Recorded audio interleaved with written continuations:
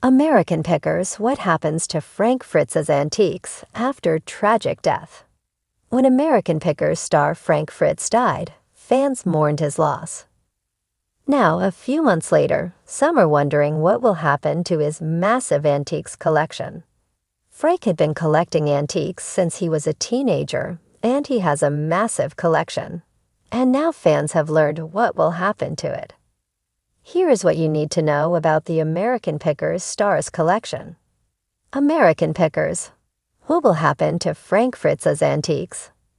Frank Fritz had been collecting antiques since he was a teen, and gathered up even more when he started working on American Pickers. He had his own antique store, one that continued to run even after his stroke. Now his estate will deal with moving those items. There will be an auction to sell all of Frank's antiques now that he has died.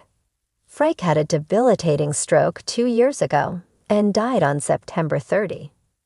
Over his life, Frank collected motorcycles, vintage signs, and other antiques.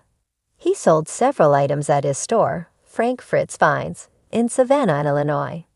His longtime friend, Jerry Gendro, said they will have an auction to move his items. That's what I would do because of his fan base. I think he'll do really, really well with an auction, Jerry said via the U.S. Sun. Some of the bikes will also be displayed at the store. Before his stroke, Frank had taken a picture of himself with his massive bike collection, which included rows of motorcycles. Jerry also said the store won't close and will continue to operate as an antique store. The store opened 35 years ago. The conservatorship was planning to help out with selling some of the antiques before Frank died. However, they hadn't inventoried them yet and wanted to wait to see if Frank recovered so he could help select and price the items. American Pickers: Mike Wolfe was with Frank Fritz when he died. Fans have been concerned about Frank Fritz after American Pickers fired him from the series. It fractured his decades-long relationship with Mike Wolfe. The two had met as kids and had remained friends until the show came between them. However, the good news is that Frank and Mike made up before the end. Mike said he was visiting Frank whenever he was in town. He was also there with Frank when he died. According to Wolfe, he was holding Frank's hand and talking to him before he died. It was a sad but sweet moment as the two friends were together at the end of Frank's life. The unexpected passing of Frank Fritz, beloved co-star of American Pickers, sent ripples of sorrow through fans and collectors alike. Known for his sharp eye and unrelenting passion for forgotten relics of American history, Frank left behind a legacy of discoveries that many cherished. But as whispers of his collection's future began to circulate, the question lingered. What would happen to the treasures he'd amassed over a lifetime of picking? Frank's journey as a collector began long before he ever appeared on television screens across the nation. He grew up fascinated by rusted bicycle parts, vintage gas pumps, and weathered signs that others would pass by without a second glance. What seemed like junk to many was gold to Frank, and over the years he accumulated a vast array of artifacts, each with its own story, each a piece of history saved from obscurity. Following his tragic passing, the world of antique collecting was abuzz. Friends, family, and even rival collectors debated the fate of Frank's estate. His home, tucked away in the Midwest, was not just a house but a museum of oddities. There were rooms filled with neon signs that glowed like embers when lit, rows of pristine oil cans with colorful logos, and shelves crowded with porcelain figures, rare toys, and Americana memorabilia. Each object represented a memory, a place and a time Frank had preserved with unwavering dedication. Mike Wolfe, Frank's longtime partner and fellow picker, was particularly shaken by his friend's death. Their relationship, though complicated by years of ups and downs, was built on a shared passion that few could understand. Mike knew better than anyone how much of Frank's heart was wrapped up in the collection. When asked about the antiques during an interview, Mike's voice cracked with emotion. Frank's collection isn't just objects, he said. It's his life's work.